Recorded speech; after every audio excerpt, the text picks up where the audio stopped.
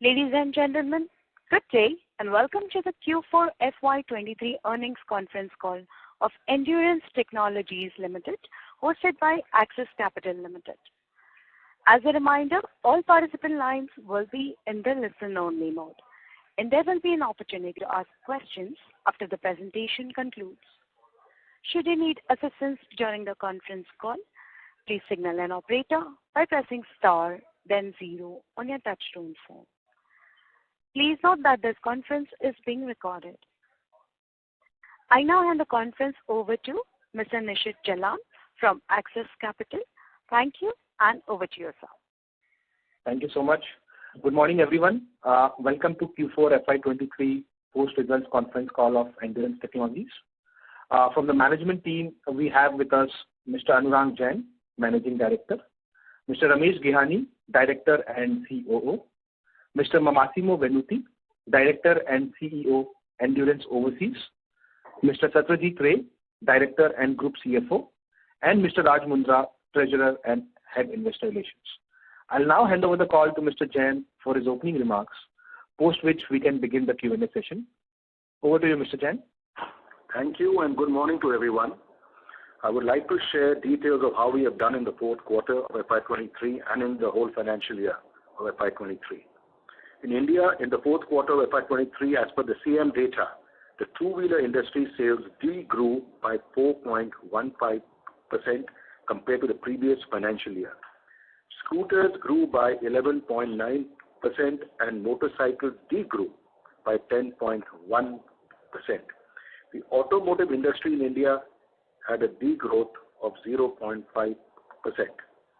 In Europe, in quarter 4, there was an increase of 17.9% in the European Union automotive sales. On the financials, I will briefly talk to you about the fourth quarter of FY23 and then the financial year FY23. In quarter 4, our consolidated total net income grew by 7.8% and was rupees 22,551.54 million as compared to rupees 20,914.76 million in quarter 4 of the previous year. Consolidated EBITDA grew by 13.5% and was rupees 3,062.1 million as compared to rupees 2,698.12 million in quarter 4 FY22. Consolidated EBITDA margin was at 13.6%. The net profit grew by 0.2% and was rupees 1,364.67 million at 6.1%.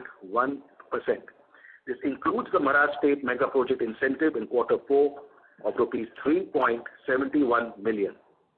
In quarter 4, our standalone total income grew by 6.1% and was rupees 16,595.76 million as compared to rupees 15,640.65 million in quarter 4 of FY22.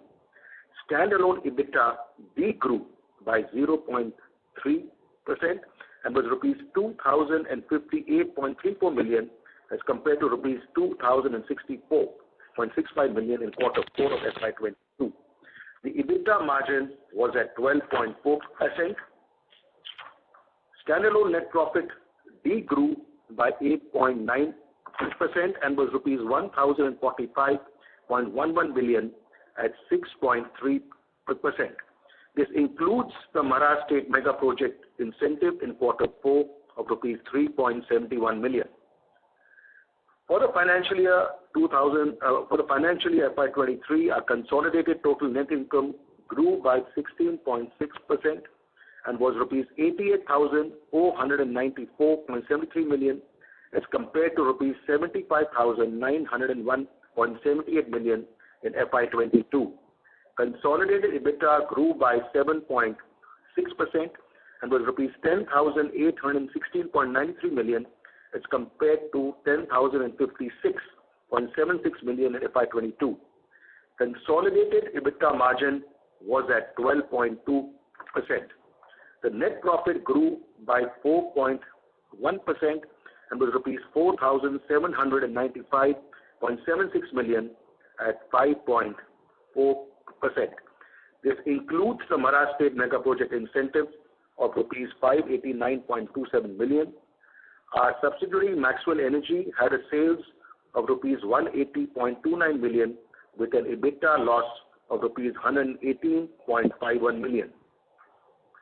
In FY23, our standalone total income grew by 18.8% and was rupees 67,957.07 million as compared to rupees 57,214.81 million in FY22. Standalone EBITDA grew by 7.2% and was rupees 8,074.34 million as compared to rupees 7,530.52 million in FY22, with an EBITDA margin of 11.9%. Standalone net profit grew by 7.1% and was rupees 4,089.17 million at 6%. This includes the Maharashtra State Mega Project incentive of rupees 589.27 million. There was no net debt and there was a consolidated positive cash available of rupees 4,193 million. The detailed financials are available with the stock exchanges and on the Endurance website. I would like to share key points for the financial year FY23. In FY23, 77% of our consolidated total income, including other income, came from Indian operations, and the balance 23% came from our European operations. In India, in FY23, rupees 9,350 million of new business was won from OEMs other than Bajaj Auto, which included HMSI, Hero MotoCorp, Ather Energy, Hero Electric, Mahindra, TVS, and Tata Motors. This new business win included rupees 7,800 million of new business and rupees 1,550 million of replacement business. The total business win for EVs till date is rupees 6,004 million. This includes rupees 3,765 million new orders for EVs, mainly from Ather Energy, Hero Electric, Greaves Electric, which is Ampere and Aptiv in this financial year. This rupees 6,004 million of EV business win at Endurance does not include the rupees 1,290 million of new EV business win at Maxwell Energy. In FY23, EV business wins was 42% of the total business won at Endurance and Maxwell. I would like to mention that we have rupees 25,668 million worth of requests for quotes from OEMs. Since FY20 in India, rupees 28,880 million of business has been won, out of which rupees 21,060 million is new business, and rupees 7,820 million is replacement business. Out of rupees 21,060 million new business, rupees 4,410 million happened in FY23, and a further rupees 6,920 million will happen in FY24, and the balance rupees 9,730 million will happen in the financial years 25 and 26. Some of the new business wins which will start in this financial year are TVS rupees 402 million suspension business, which will start at our Kolar, Karnataka plant from November 2023. Hero Electric suspension business of rupees 489 million, which will start at a Halol, Gujarat plant from June 23 onwards. We have won the CBS brakes business of rupees 273 million from Okinawa, the EV scooter maker, and this business will start from October 23 at our Baluj, Aurangabad plant. The Greaves Electric or the Ampere suspension business of rupees 155 million will start from our Kolar, Karnataka plant from August 23. Also, the Greaves Electric Ampere brakes business of rupees 290 million will start at our Baluj, Aurangabad from August 2023. The Ather suspension business of rupees 150 million will start in June 23 from our Kolar plant at Karnataka. The Ather brakes business, we have won a very large business of rupees 1,591 million. Supplies have started and this will reach peak in the next financial year of FY25. Apart from the 9,350 million business wins, we have received an additional 1,200 million order from Hero MotoCorp for supply of front workshop absorbers from our plant at Halol in Gujarat. This business has started in April 23, which is last month. The ABS capacity is being now ramped up to 600,000 single and dual channel ABS assemblies by July 2023. This, of course, will be at our Waluj Aurangabad plant. We have the new 35 dia air suspension forks for supply to KTM Austria will start by end of this financial year with the help of KTM technology from our Waluj Aurangabad plant. The value of this business will be rupees 400 million per annum and will be directly exported to KTM Austria. Our battery management system assembly line, that's the SMT line, will start operations from July 23 at our Waluj Aurangabad plant. The value of the business when it reaches its peak will be at rupees 800 million per annum. For the EV scooters, we are ramping up our capacity to 240,000 per annum for the battery pack and the motor housing EV aluminum castings. The total value of this business is rupees 1,000 million per annum, which will start in this financial year and will reach the peak in next financial year. For Ather Energy, we have started fully machined side channel aluminum casting at Vallam plant with a full business volume of 200K per annum and the value of rupees 410 million. This business will peak in this financial year. For our aluminum forging business, which we have started with our collaboration with FGM Italy, we are increasing the capacity from 280,000 parts per annum to 600,000 parts per annum at an additional business value of rupees 750 million from our Waluj Aurangabad plant. This additional business will start in this year and reach peak in FY25. At our Chakan plant near Pune, we are installing machines for structural aluminum castings like swing arms, subframes and structural pairings for both EV and IC models, which are going in for lightweighting for Bajaj Auto, KTM, Piaggio and TVS. This business starts in this year and will peak in next financial year of FY25. The Suzuki scooter front fork business of rupees 1,398 million, which we won in the last financial year, will start from our Waluj Aurangabad plant in the next financial year of FY25, and we are installing a 1 million front fork numbers new line for the same. Apart from Bajaj Auto and RE, we have now added TVS for supply of inverted front forks. The supplies will start in Q1 of FY25 and the business value is rupees 212 million. I would like to mention that our customers now recognize Endurance as a trusted and capable partner in their value chain in terms of both technical and financial strengths. The electronic vehicles market continues to offer significant opportunity for growth to the auto component industry. It is estimated that the Indian EV market will touch rupees 150 billion by 2030, growing at a CAGR of 90% in the next decade. Therefore, at Endurance, we have taken a major step towards the same to harness this opportunity by executing a shared subscription and purchase agreement for acquiring 100% of equity share capital of Maxwell Energy Systems Private Limited in a phased manner. We have concluded the acquisition of 51% stake in Maxwell in July 2022. Maxwell, as you know, is in the business of advanced electronics, particularly in the battery management systems or the BMS for two-wheeler EVs and automobile and two-wheeler battery packs. We are happy to inform you that we have won rupees 700 million order of BMS from Hero Electric and rupees 495 million of business from Greaves Electric or Ampere, which supplies will start in July 23 and September 23 of this financial year. We have won new BMS business of rupees 1,290 million in FY23 and rupees 496 million till date in financial year 2024. And we have a pipeline of RFQs of rupees 1,310 million. Till date, since FY22, rupees 3,286.2 million business has been won by Maxwell, which is expected to fully realize in the financial year 26. With the current order book, order pipeline, and technical strengths between Endurance and Maxwell, we are confident of achieving our goals in the embedded electronics space. In FY24, we are focusing on a substantial sales growth and a positive EBITDA.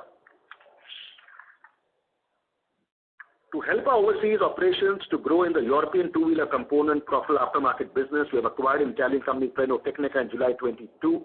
This company is involved in the business of friction materials and components for braking systems like brake pads for two-wheelers. Also in November 22, we acquired the Italian company Newfren SRL. Newfren is engaged in the business of brake discs, centrifugal clutches, pads, and brake shoes for two-wheelers. The acquisition of our past Italian collaborations, Adler and Grimeca for clutches and brakes in 2020, Freno Tecnica in 2022, and now with this acquisition of Newfren, we are creating a center of excellence in Italy for the business of premium components in the two-wheeler segment, giving profitable growth opportunities to the Endurance Group. Last year, we had a sales of approximately 15 million euro, and we want to double this in the next few years. As this brake assembly business is growing with addition of Bajaj, TVS, Royal Enfield, Yamaha, Hero MotoCorp, Ather, and HMSI. Our second plant at Baluj, Aurangabad has already started operations. With this new plant, our disc brake assembly capacity has increased to 6.2 million numbers per annum, and the brake disc capacity has increased to 8.1 million numbers per annum. As you are aware, the supply of two-wheeler ABS assemblies to Bajaj Auto and Royal Enfield have started. We have reached a run rate of 400,000 ABS assemblies per annum.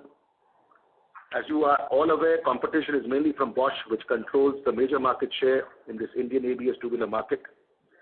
We are also in the process of supplying a dual-channel ABS, also by Q2 of this financial year, and we have scaled up additional assembly lines by 200,000 ABS assemblies per annum, which will take our capacity to 600,000 ABS assemblies per annum. We are further planning to increase the volumes to 1.2 million, both single and dual-channel ABS assemblies per annum, by the second half of the next financial year, which is FY25.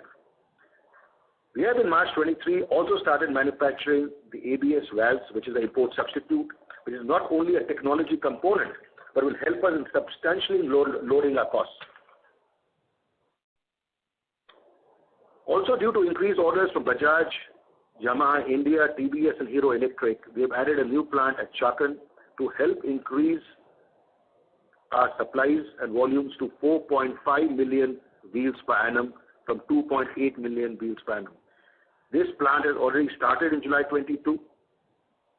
We will reach peak supplies in Q2 of this financial year.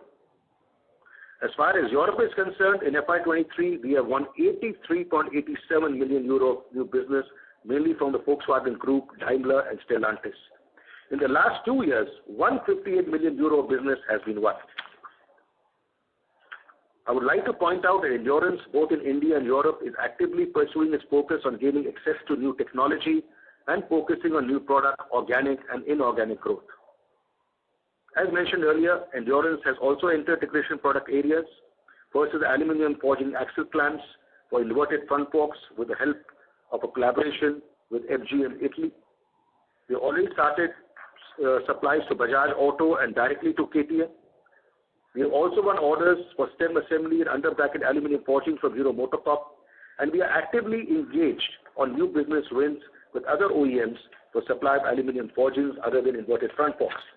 As you know, this is used by EVs for lightweighting also, and that's why the capacity is being increased from 280,000 parts per annum to 600,000 parts per annum in this plant at Baluj, Aurangabad.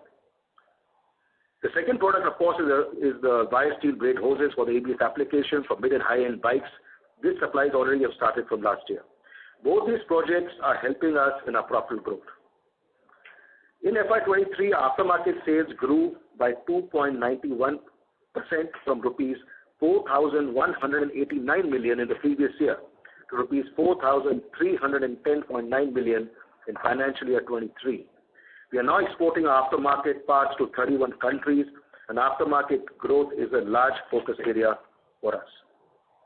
In FY23, our export sales for India's standalone business grew by 5.6% from rupees 2,241.19 million in the previous year to rupees 2,116.23 million in FY23. The major impact was due to low export sales in the regions of Africa, South America, as well as our neighboring countries. On the environment front, I would especially like to mention Endurance is striving to being carbon neutral in its plants by effective use of solar power and wind power, creation of carbon sinks by driving tree plantation and thereby creating dense forests, and also by driving use of natural gas and LPG gas in place of electric power and furnace oil. As mentioned earlier, the use of furnace oil has been completely stopped at Endurance. We achieved a carbon neutral percentage of 22.6% in FY23, and our aspiration is to reach 50% in the next 3 to 4 years. We are also focusing on lowering hazardous waste generation and to achieve zero waste to landfill. At Endurance, it will be a continuous endeavor to grow through organic and inorganic growth with a focus on technology upgradation, quality improvement, cost, environment, health, and safety. We will do our best to fulfill our stakeholder expectations by following our 5 values of customer centricity, integrity, transparency, teamwork, and innovation. We at Endurance are very positive. We have a very positive outlook based on our new large business wins, including for electric vehicles, both in India and Europe. With these opening remarks, I would like to invite questions from all of you. We have one of the Maxwell founders, Mr. Akhil Aryan, and our Maxwell CEO, Mr. Vishwas, also on the line for taking your questions on Maxwell. Thank you.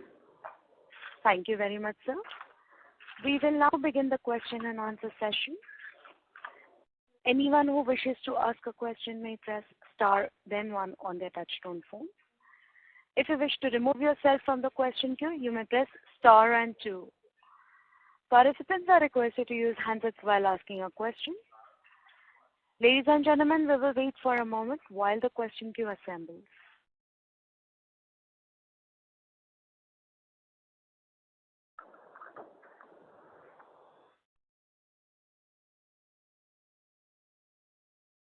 The first question is from the line of Aditya Jhawar from Investec.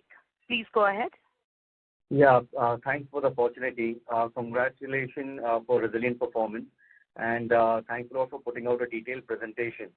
My question is on the European business. Massimo, if you can highlight that what was the government contribution, government support in Q4 for the energy prices? And considering the energy prices have come down, what is our expectation for support in FY24? Yes. So in the previous quarter, in the third quarter of 2022-23, we closed with more or less 17.8% of EBITDA, and we recover 100% of the increase of energy cost, considering the support from our customer and also the incentive from the government. Only for the fourth quarter of the previous financial year, the Italian government gave to the company 45% of credit assets. And so it means that thanks to this 45% plus the contribution from customer, we offset the impact. And for this reason, we came back to a normal, let me say, profitability for the European. Starting from the 1st of April, unfortunately, the government will reduce this contribution from 45% to 20%. And so it means more or less an impact, considering the same volume of the previous quarter, of 1.2 million euros. And so the expectation for the future months is for sure a reduction due to this reduction of contribution, but please consider that the energy cost is going down in an important way. Only to give you an idea, today in the market, yesterday the energy closed with 120 and the gas with 35. And so it means more or less 25% less compared to the previous quarter. And so my expectation is that we can try to offset this reduction of contribution from the government with the reduction of energy cost into the market. Okay, that's quite helpful, Massimo. So overall, what is our expectation for margin in FY24? The expectation for sure is to improve the profitability compared to the previous year. This I can guarantee. We close in the total financial year with 14.5%, and please consider that with the same level of aluminum of the previous financial year, the profitability in terms of EBITDA should have been 14.9% and 5.1% in terms of net result. My expectation, considering that in this moment I'm absolutely positive for the situation in terms of volume and also energy cost, is to improve the profitability compared to the previous financial year, for sure. Okay, that's quite helpful. My final question is that how is the outlook shared by the OEMs in Europe? Are you seeing a higher level of wholesale dispatches to replenish the inventory? How is the situation in terms of the consumer sentiments on the ground? So unfortunately, the sentiment is not so positive, as you can imagine, due to the high level of inflation. We are waiting a recession because this is the situation to the market, not only in Europe, but probably also in United States. The previous quarter closed with an increase of registration of 18%, and the total financial year with an increase of 2.9%. But we are so far from the normal volume pre-COVID situation, because considering the 2019, the market closed with minus 24% compared to 2019. The positive aspect is that also April was positive. More or less, the market in Europe closed with 17% of increase. An important impact is due to the increase of production. In Germany, only to give an idea, in January, the market closed with an increase of 29% of production, in February 24%, in March 67%. So from my point of view, in this moment, we have a benefit in terms of registration due to the delivery of the car stopped in the last 18 months for several problems, as you know, of supply chain for semiconductor and so on. Now the OEM is increasing the stock, waiting the situation in terms of demand. But in this moment, the sentiment is not positive due to the inflation. Perfect. Thank you. All the best, team. Thank you. Thank you. The next question is from the line of Mumuksh Mandlesha from Anand Rathi. Please go ahead. Thank you so much for the opportunity, sir, and congratulations on the good performance. So you indicated the new orders for both standalone and Europe that will be ramped up in next few years. So this would be a gross addition, right? And can you indicate on net basis, concerning rundown of old orders, what kind of growth or performance you see over the industry in both India and Europe? See, as far as India is concerned, it's very difficult to know what will be phased out, and we know what is going to be added. And that also depends on the volumes which are mentioned in the LOIs or in the purchase orders. But I can only say that we will always outperform industry, which we have done. If you see, even last year, the two-wheeler industry sales were 8.3%, automotive industry sales were 11.8%, led by, I think, passenger cars. But endurance sales growth was 18.8%. Europe also, the EU industry sales last year was 2.9%. We have grown 12.7% in euro terms. So I can only say that we will outgrow. See, there would be, it's very difficult to say the impact of, sales going down because of, on existing. That's why I always say there is a replacement business and there's a new business. And also in my opening remarks, I mentioned that the new business which we have won, how it is going to increase in the next 2 to 3 years. So very difficult to say. I can only say we'll grow higher than industry. And that's why we are taking a lot of orders, and that's why I emphasized on that. Both total order wins as well as EV business with both India and Europe. Got it, sir. And on the EV specific components, so we have made inroads into BMS. And what are any plans to look at other EV specific components going ahead, sir? See, right now we are looking at other electronic components also. But right now our major focus is to create and grow and become profitable in Maxwell. And that is our focus. So that's the reason we have won a lot of new business assets since FY22, and this year we want to be positive at the at the EBITDA level with a substantial growth. So we need to see that we really strengthen Maxwell and make it a very financially strong company.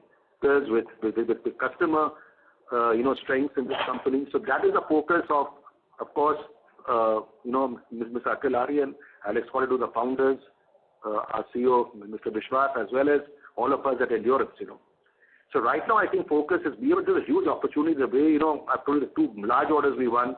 We have a pipeline of orders, I'm the RFQ. So we are just going after orders. Many things I've not mentioned, but we are really focused on really growing this company, So other electronics, it is there in our mind.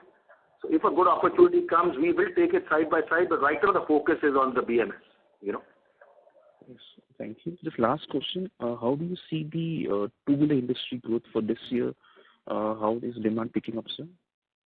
See, to be honest, from what the customers tell us, it can be 10 to 12%. But having said this, question is very difficult because there are so many uncertainties in the future. Very difficult to say what the growth will be. So as far as we in Endurance are concerned, what is in our control is to take new order wins, and that's what we are doing. We are just going after orders in both India and Europe, which is, I've been mentioning it also the last 1 year, and we have been very fortunate to get very, very good business wins, both for EV as well as, brakes, suspension, castings, and so I can only say that, Thank you so much for the opportunity, sir. Thank you. The next question is from the line of Jinesh Gandhi from Motilal Oswal Financial Services. Please go ahead. Hi, sir. Quickly want to check on a couple of things. One is for the European business, this quarter 17.8% margin, which we have reported. Obviously, there is some bit of seasonality to it, but is that are we now back to normalcy, or the energy side related compensation as it reduces will see some further moderation? Okay, I will request Mr. Massimo Venuti to answer that. Can you repeat the question because I didn't understand? Sorry. For the EBITDA margins in this quarter, 17.8%. Sorry to interrupt, sir. Mr. Gandhi, your voice is little muffled. I will request you to use your handset, please. Yeah, is it better? Thank you. Please continue. Yeah, my question is on European margins, the 17.8% EBITDA margins for fourth quarter. Any sense on how it would have been without compensation from the Italian government, and in that context, how do we see the trend over the next couple of years on the European margins? Yes. So first of all, regarding the incentive from the government, as I told you before, in the first quarter we received 45% of the total energy cost only for the previous quarter. Starting from the 1st of April, this incentive reduced to 20%. Okay, this was the incentive from the Italian government. In Germany, they fixed a price cap with 150 euro, and so it means that in this moment we are not receiving nothing from the German government due to the fact that the price of energy is lower compared to the price cap. Okay, and so the profitability in the last quarter of this financial year, of the previous financial year, was more or less normal, considering the standard on Endurance overseas, because we have been able to offset 100% of the increase of energy cost. Regarding the future, our expectation is to increase the profitability compared to the previous year due to the fact that in this moment the energy cost is going down in an important way. The gas reached in this moment is more or less 30 euro compared 15 of the pre-COVID situation 2019, and the energy is 120 compared 50. So it's a completely another world compared to the previous financial year. If you consider that in the previous financial year, the leverage of electricity was 280, today we are speaking about 120. Speaking about gas, the leverage was 120, and today we are speaking about 30. And so if the price will remain more or less the same with the stability of volume, from my point of view, we can come back in the normal profitability. Okay, so the 17.8% is near normal margins for us going forward. Normal margin in the previous quarter we closed with 67 million euro of turnover. Okay, 68 million euro of turnover. So it means plus 8% compared to the previous year. And so it means that in our profitability compared to the previous year, we have to consider a good impact of volume and also an important reduction of energy cost. It will depend on the volume in the next month. If the volume continues to be higher compared to the previous year, I'm pretty optimistic to maintain the same level of profitability. Okay, got it. And Massimo, can you talk about what was the PAT for the profits, net profits? Yes, in the previous quarter we closed with 4.5 million euro, 6.7%. And if I speak about the total financial year, we closed with 12.1 million euro, 4.9%. Got Got it. Thanks for this. Second question to you, Mr. Jain, with respect to the India business on the aluminum die casting, we have started to get good orders on the scooter side as well. So any sense on the electric scooters, the content now, what it is vis-a-vis the IC scooters? In the past, you indicated it is broadly similar now, but since I've got the orders, is it in line with what we were looking at earlier? So definitely, orders which we have got from, say, Ather Energy, in fact, or, from Hero Electric, Okinawa, definitely Greaves Electric, which is, so the thing is definitely the orders for brake suspension. You see, somewhere being mainly brakes and suspension. Somewhere has been casting. Ather has also given us the side channel casting. So the question is, of course, whatever we are taking is in line with, it is in line with the value of business wins, or I would say per vehicle content, which should be for brake suspension and casting. It is there. But of course, this is only a start, because we really got into the market for taking new orders just about 1.5 or 2 years ago maximum. We were a bit late in the fray. But now we are really, like I said, 40% of the has been for EV last year, So we are now going very, very aggressively. So I would say it takes time to really add castings to all the OEMs. So it's just a start of a journey. We have a long way to go, including for BMS also. We have gone good order wins, but still a long way to go, Okay. Got it. And lastly, on the India business margin, so clearly we have seen a good impact of commodity prices along with lower volumes in the two-wheeler side. With some recovery in two-wheelers and commodity prices seeing some moderation, would it be fair to say we should be back in early teens now in the coming year and then moving towards 14-15%? Yeah, I think it will depend a lot on the aluminium and steel prices, how they behave. In fact, aluminium prices are still going up. It's almost doubled compared to FY21, And that's the reason when in FY21, our RMC percent in India was 62%. EBITDA margin, I think in that year was 15.57% we closed in that year. Now it is 66.7%. FY23, 66.7%, 4.7% higher, and we closed at 11.9%. So I think a lot has to do with, I think the RMC percentage also. On the cost front, of course, we are doing everything, whether it's other expenses, employment cost in terms of efficiency of people. Of course, we are doing everything to see how we can sweat our assets, improve OEs in our plant original equipment efficiencies. So there's a lot of work going on. But I'm told that the EBITDA margin amount in FY23 has been the highest so far reported at Endurance. Right. Not the percentage, the amount. Yeah. It's the absolute amount if you see. So that also indicated that we have done better, in spite of challenging situations. True. But going forward, at least the product mix will also be improving given that fully machine casting for PVs and ABS. And those you are right. It depends on the volumes of the product mix, ABS, upside down front forks, brake systems which we are putting up. So all this will definitely help. So of course we are very, very highly focused to increase these margins. We must come back to at least 13.5 to start with.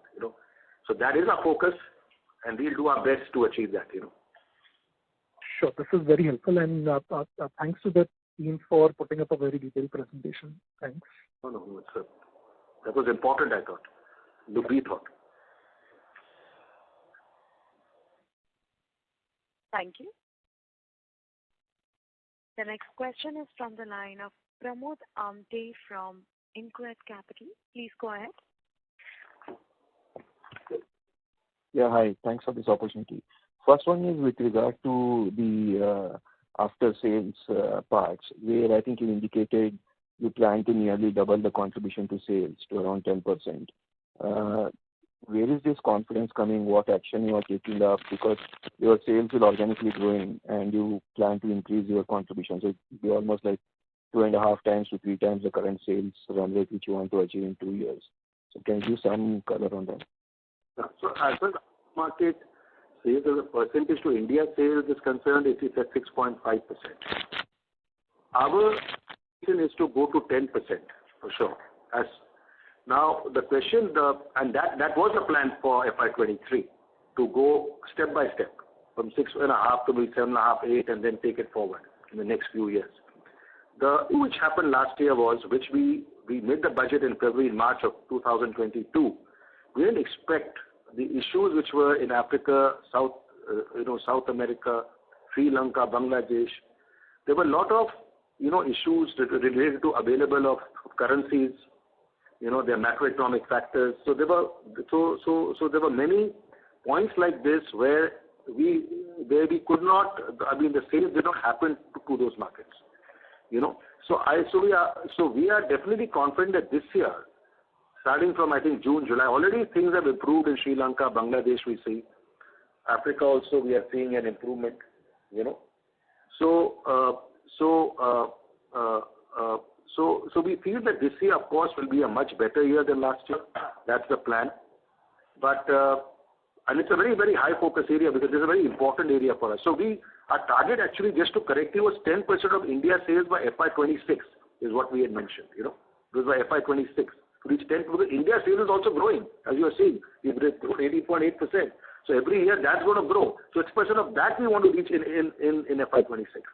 But of course, exports forms a very important part also of our sales growth. We're exporting to 31 countries. We want to add another 5 countries in this financial year. We're in the process of doing that. So I can only say it remains a very large focus area for profitable growth. And we are doing everything. If you see our domestic sales, that is really done quite well in this year. So I mean, I'm very optimistic that this year will be, a much better year than last year. Sure. So I thought, I agree with you that you had a focus date. I thought since there was a course correction in FY23 and you are again reasserting the same. So is there a further concrete action on the ground to support those medium-term targets? That was a broader question. Yes, sir. So there are a lot of actions happening in Indonesia and Brazil. We have actually launched very special type of shock absorbers for Honda and other Japanese OEMs. And they are very different from the suspension or shock absorbers we supply in the Indian or the other markets. So we are slowly gaining entry into these large markets where we were not there. So that itself is an effort. It takes time for us to realize good volumes and good sales value. But there is a lot of effort, even going into tier 2, tier 3 towns, focusing pan-India for all our products to keep a good growth in all the 4 parts of India. So there are many initiatives happening on that front. Sure. The second one is with regard to your transmission parts business. If I'm right, it contributes around 5% of your sales. Considering the transition to EV and the risk, what are your thought process in terms of taking this business in the medium terms? Are there any new products possible there to make it a substantial part of your business? So here I think, in this 5.5% of business, 80% is for motorcycles. There we are not seeing any much of a traction into EVs. Right. So our transmission business, what we are planning is to get new customers in. And also, like we have done for, say, ABS or inverted front forks, we have gone into making aluminum forgings for that. Right. As well as for ABS, we started with steel braided hoses and now valves from March we have started. So similarly, we are planning to even start a paper manufacturing plant by July 23, which will help us be more profitable and lower the, I would say, dependence on imports from the US or from China. So this effort is going on as far as the transmission plant is concerned. So question is how we can increase the business, especially for motorcycles. And I would also say for 3-wheelers, with the 3-wheelers we supply to everybody. So once 3-wheelers become fully EV, could happen by 2030 or maybe earlier, I don't know. But luckily 80% of this 5.5% business is for motorcycles, where I don't see anything happening, to be honest, to be able to lower this business. In fact, we are trying to focus to get more volumes on the clutch business or adding more customers. Sure. Thanks. And the last question is to Maxwell promoters. Wanted to check after the Hero Electric win, we haven't heard anything substantial. Even though the industry has moved on to new AI standards. So wanted to get your feel in terms of what is the actual changes the industry has taken care post April for meeting the AI standard, and what role Maxwell has played or plan to play in next 1 year, because my sense was this was a crucial point for changing drastically the BMS and part of the systems, and you could have played a role. So if you can explain that, that will be helpful. Yeah, so just clarifying that the question is, how are we responding to the movement on the AI standards and how we are using this as an opportunity to grow our order book and win business? Is that the question? Yeah, okay. Okay, yeah, so I think that you're absolutely right. The new AI standards are, firstly very important for the industry, and secondly an opportunity for us to enter into long-term contracts with significant OEMs. And like Anurag mentioned, we have won that business even from our focus, like I said, even on previous calls, is to, become long-term partners, deep, meaningful partners with volume creators of 2025 and 2030. So that's the horizon that we operate on, meaning that, we are not trying to go after all of the OEMs that are making, say, a few hundred vehicles every month or so. We're basically focusing on the big business wins that we believe are going to lead to really the EV revolution at the country level. So if you see the wins that we've had with Hero Electric, which is one of the significant players already on the road, they are making a big move with Maxwell, transitioning even the vehicles that are their current models that have been deployed in hundreds of thousands of units every year, will moving forward be using Maxwell BMSs. Another one is Ampere, again, like one of the significant volume creators. After the acquisition by Greaves, they have actually doubled down their capacity, their team, their plans for new vehicles and so on. And with both of these companies, not only are we working with them on new vehicles, but also helping them transition their existing vehicles to AIS 156 compliant standards, along with localization of their BMS, which was previously being bought from another country. Over and above that, you already know we have significant business. We are the sole supplier to Hero MotoCorp on their VIDA platform. We are also currently in conversation with a few large OEMs on their new vehicle launches, as well as helping them transition to AIS 156. So I want to just sort of re-emphasize on the fact that, as it stands, Maxwell has been and is in a very strong position to enable OEMs to get a 100% localized BMS that is compliant with AIS 156, that is functionally safe, and the new product that we recently introduced, which has enabled us to win these businesses, which is CT Lite, is a product that is specially designed to be, both cost and quality focused for the Indian 2- and 3-wheeler market. So I think that we are absolutely living up and exceeding our plans on new order wins using the opportunity of AIS 156. Sure. Thanks for the detailed answer. And the last one is, thanks for the detailed presentation. A small request is, since your order book on EV is improving, like the other segments, you have indicated sales consumption from this order book. If you can give a next 2-3 years outlook in the PPT, how this order book will convert into sales, that will be helpful and a guiding force. Thanks. Yeah, see, I think overall we have mentioned how it's increasing, going to increase in future. Have you mentioned that future? Whatever order, I think that has been put up. Yeah, I think the total order of 6 billion you mentioned, but how that will convert into sales each of the years, like you have talked about other. I think that's been mentioned. How it will convert? I think you have mentioned. So EVs we have not given, but we have given overall we have given. Okay. Yeah. Okay, so we'll have an internal call, discussion on that. Sure. Thanks and all the best. Thank you. Thank you. The next question is from the line of Arvind Sharma from Citigroup. Please go ahead. Yeah, hello.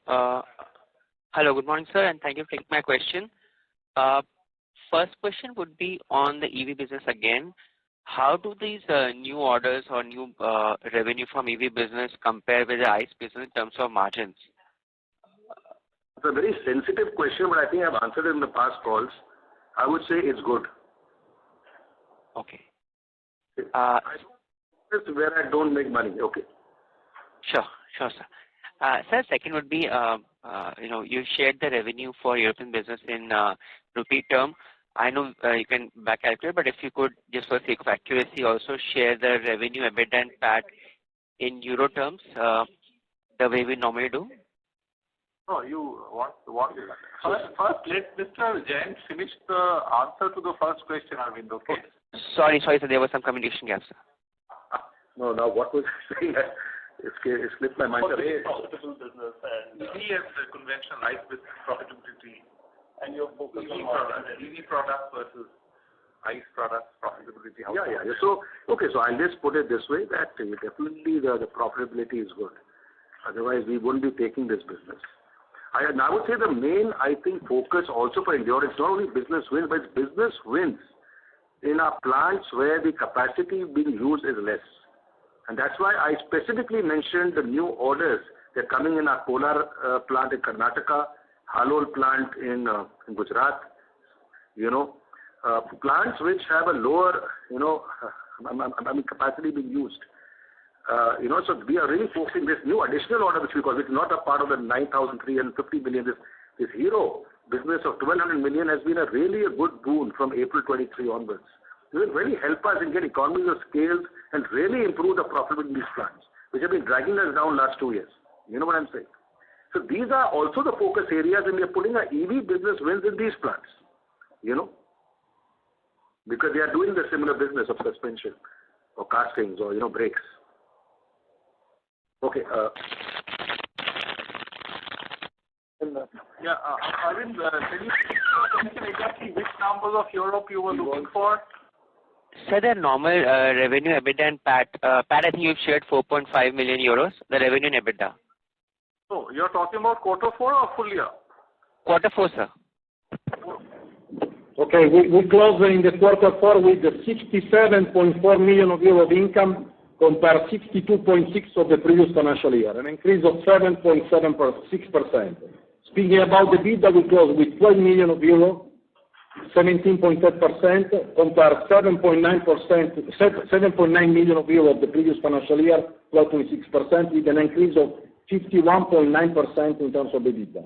Net result, 4.5 million of euro, 6.7% in percentage, compare 2.7 million euro of the previous financial year, with an increase of 63.4% compared to the previous year.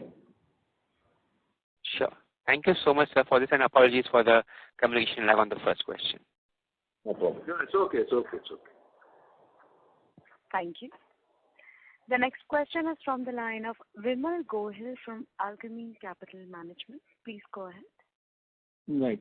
Thank you so much, sir. My question is on the engine casting business. Now, what I'm looking for is a specific differential between your content per vehicle in the engine castings for ICE vehicles versus your aluminum casting for battery cases. How are these two in terms of comparison? Is the content higher or lower? Yeah, so I have already mentioned this in the past that if you see our EV two-wheeler, say if I compare IC with EV, like for IC we have say 7 parts. The crankcases are 2, covers are 2, cylinder block, cylinder head cover, cylinder head. Here there's a battery housing upper and lower. There is motor housing. There's plates upper and middle. Terminal ground, terminal part, terminal phase, base MCU. There are 9 parts. But here, the weight is 2 kg less. But the value add is just 5% less. You know what I'm saying? I'm just trying to give you some idea. Now, when you come to three-wheelers, we have the similar 7 parts, but here we have 11 parts. Because you also have the case transmission, left and right, which is added to the 9 parts. And here, the value is of course much higher. It's almost 25-30% higher on a weight which is 1.5 kg lower. So in fact, these businesses are very good. I'll just say that. These are very good businesses which we have in. And that's why I said we are building 240K per annum sets of castings, mainly for the battery housing, the motor housing, and all these other smaller ones which I didn't mention, Understood, sir. Sir, just one follow-up there. If when you say that your total ICE dependent business, it would include your clutches and your engine casting parts. So if you can just give me the breakup there, how much is that as a total percentage of your standalone business? No, see, I have not computed these because castings are so varied. Two-wheeler, three-wheeler, four-wheeler. I have not done that breakup. I cannot answer that. I've answered you transmission is 5.5%, with 80% is motorcycles, where I'm not seeing much of a traction, to be honest. I don't see anything happening, if you ask me, to lose that clutch business. But I've just given you a sense of the pricing versus the weight. You know what I'm saying? Right. Number of castings. Beyond this, it's not correct to, give more details, to be honest. Understood. So lastly, question for the Maxwell promoters. Just risks, sir, to the BMS business overall. If you do you see some of these OEMs actually taking their battery management in-house? How do you see that as a risk to our business? Will they sort of continue to get support from players like us, or like in the passenger vehicle industry, we have seen that most of the battery management has been taken in-house. So how do you see that as a risk? Thank you. So I'll request Akhil to answer that. Akhil or Vishwas? Yeah, sure. So, I think I've spoken about this subject quite a few times.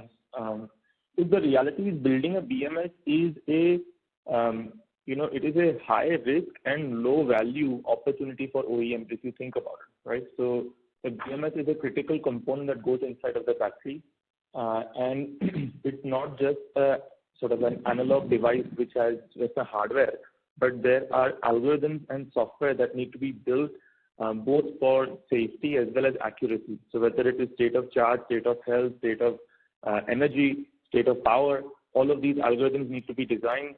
There need to be different configuration parameters that need to be put in place for working with different types of chargers, safety parameters for acceleration, for range estimation, for charging control, so on and so forth. So what we have seen, and also I think you made a statement saying that passenger vehicles, most people are designing it in-house. I don't think that's accurate. I think that there is also a significant opportunity for us to enter four-wheelers in the near future. In my understanding, there are components that OEMs are trying to build in-house, but when it comes to safety critical components, they are relying on companies that have spent, like at least in our case, between all of us, we've spent over 8 years building the technology that we are putting out in the market today.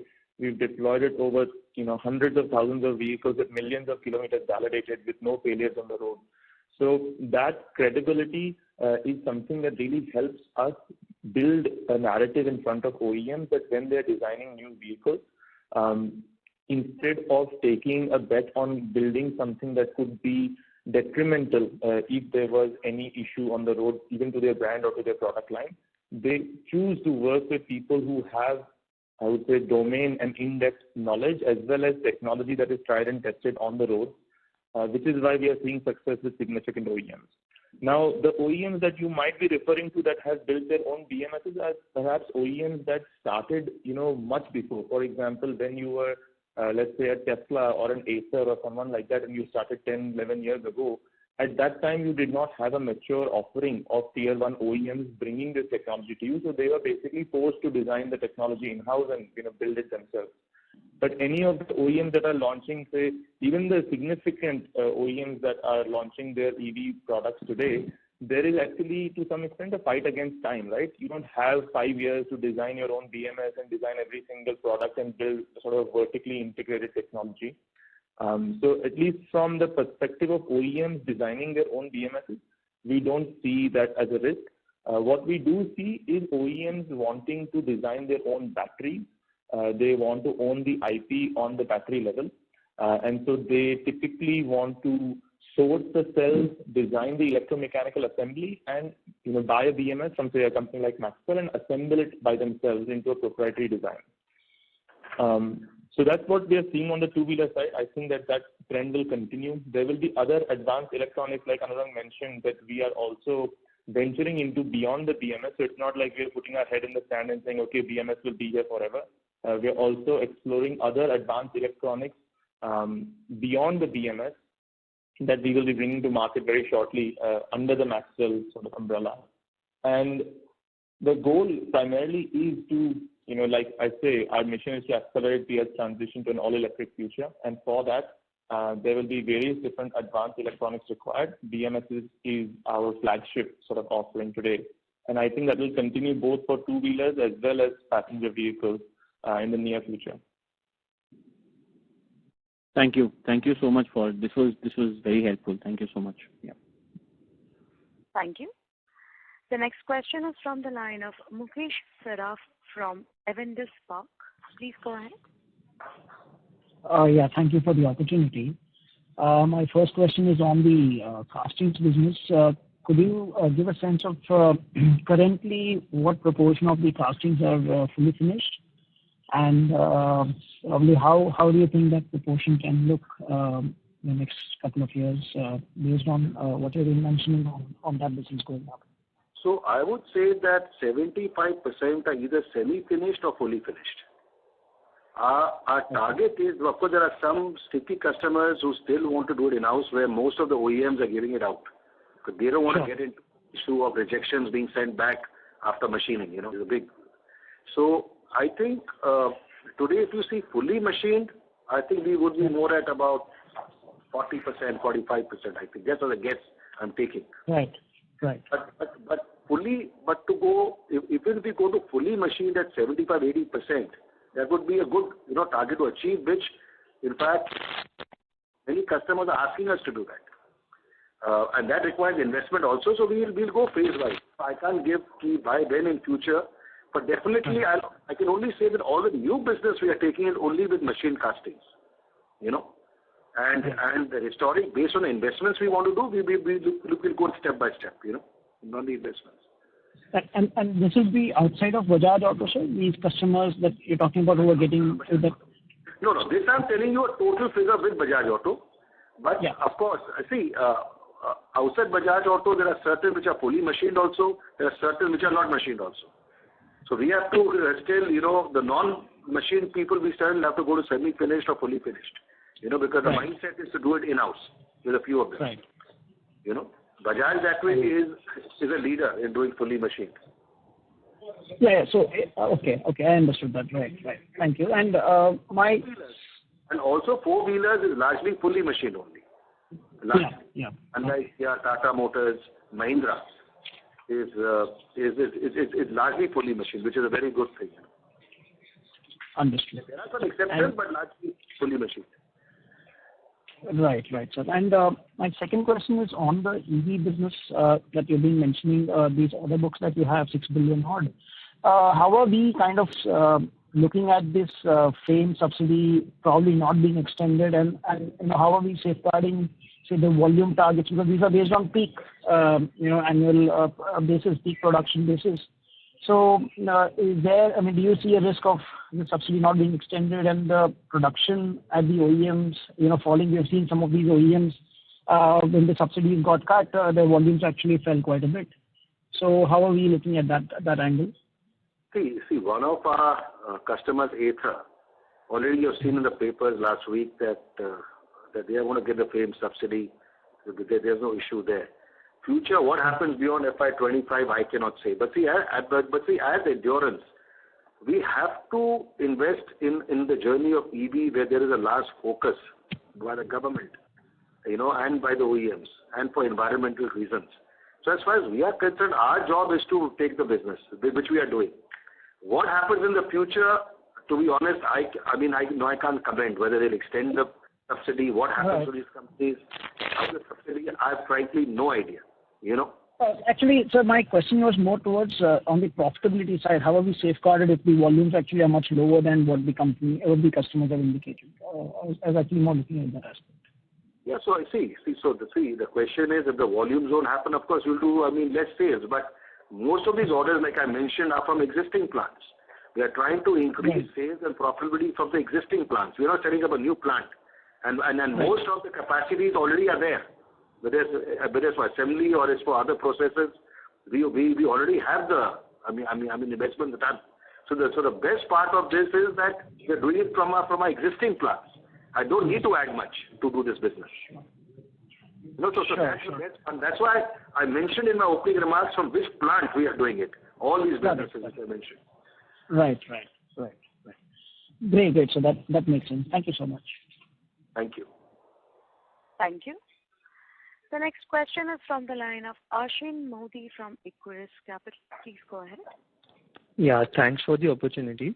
So my first question is regarding, so we have two products in testing and validation. One is CVT with HMCL and dual channel ABS with Bajaj and RE. So if you could tell us where are we on that? See, as far as the CVT is concerned, it is still at HMCL, but that is, I would admit, is going a bit slow. The kind of traction we were expecting is not happening. And also what is happening with scooters going the EV way in Hero MotoCorp, we are also having a review whether to invest time and money on this or not, to be honest. As far as the ABS dual channel, that will go very fast. In fact, it is our customers, Bajaj, is asking us, they are the ones in a hurry, to be honest. So ABS will happen fast. Like I mentioned, we want to start by Q2 of this financial year, supplies of the dual channel. That's our target. CVT, we are still evaluating, whether to invest that time and money, because there are a lot of other projects we are doing. So that's a question coming up, but it's not that. We are still continuing with the process with HMCL, Okay, thanks. And then my second question is on the EV side. So when we have got good traction in the E2-wheeler space. So could it be replicated in the E3-wheeler space as well? And what sort of a content difference can we see for us in IC 3-wheeler versus a EV 3-wheeler? I see. No. In fact, when I just mentioned that, I told you about castings. No, I was talking about 3-wheeler. So 3-wheeler, in fact, I mentioned that there are 11 parts versus 7 parts. The 11 parts are 1.5 kg lower. I'm talking about castings now, with a much higher value add. What I'm saying. So similarly for brakes, we are already supplying to Mahindra Electric, and this month we are starting with Bajaj Auto. For the 3-wheeler EV brakes system, and we are in touch with others. Whoever is getting the 3-wheelers, we are in touch to take new business. So right now it's Mahindra and it's Bajaj, which is where we are going forward on the 3-wheelers. It's for castings and it's for brakes, and of course for front fork shocker also. So thanks. I would say it's front shocker and rear shocker. There's no front fork in the 3-wheeler. What we are supplying. Okay, thanks, sir, for the opportunity. Thank you. Thank you. Ladies and gentlemen, this would be the last question for today, which is from the line of Aditya Jhawar from Investec. Please go ahead. Yeah, thanks for the opportunity again. My first question is to Akhil. So in case, we are working with a construct where the OEM designs the battery and Endurance, provides the battery management system. So in this construct, how should we think about the warranty liabilities? Will OEM, accept the warranty claim in the sense any issues where the BMS is, are designed completely? Yeah, so like I said, there are typically clear handovers between the BMS and the battery. So when we say the battery is designed by the OEM, it is essentially the electromechanical assembly. So whenever let's assume that there is a warranty claim, you have to be able to do a root cause analysis and figure out whether the failure was due to design defect on the electromechanical assembly, or whether it was a failure of an electronic board not able to, say, or open or close a MOSFET, for example, in a specific case. Now, on our side, we, at least before we supply all of our BMSs, we do a very significant and complete testing of all functionality on every single board. So because we want to be extra careful and we want to protect, of course, our reputation as well as Maxwell, we've been able to supply hundreds of thousands of units without having any significant failures on road so far, which is, of course, one of the big pieces why OEMs trust us. So before we ship out our BMSs, we actually do functional tests of every single feature before we ship it out. And we also provide our customers with test benches on their side where they retest all of these features along with the battery after battery integration before they install it inside the vehicle. So they test the safety critical functionalities before they put it inside, and that's basically where the handover happens. But if for whatever reason there is a field issue, then there is a very detailed process and procedure to identify the RCA or the root cause analysis of the issue, and it has to be attributed either to a design defect on the battery integration and battery design, or design defect on the hardware or software of the BMS. So there is a hard line which will allow you to segregate whose warranty claim it will be, so to say. Okay, that was quite helpful. My final question is to Anurag. So in the presentation, you had given a target of aftermarket reaching 10% by 26. Similarly, can you give some sense that how should we think about four-wheeler contribution in India revenue, which is now about 7.5% by 26? Where can we reach? See, right now in India, the major business is aluminum castings, where four-wheeler is about 7.5%, which is only aluminum castings. What we are looking at is opportunities for inorganic growth in the four-wheeler segment and technical collaboration in the four-wheeler segment. Because if I have to do brakes, clutches, or any other proprietary product in future, definitely we need a good technology partner. So this is what we are actively pursuing to really take the share of business up. Because with us, even the two-wheeler growth because of these value-add products is really going up, and supplying all our products to all our OEMs, all our four products to all the OEMs, and even BMS becomes a large focus for growth for us. So four-wheeler, what we are looking at is, to answer your question, is inorganic opportunity as well as collaborations in terms of JVs or collaboration agreements to enter this area is what we are looking at right now. Perfect. Okay, that's it from my side. All the best. Thank you. Thank you. Ladies and gentlemen, as that was the last question for today, I would now like to hand the conference over to the management for closing comments. Over to you. Yeah, so I have no further comments. I'd just like to thank everybody on the call. Thank you. Thank you, sir. On behalf of Axis Capital Limited, that concludes this conference. Thank you for joining us, and you may now disconnect your lines. Thank you.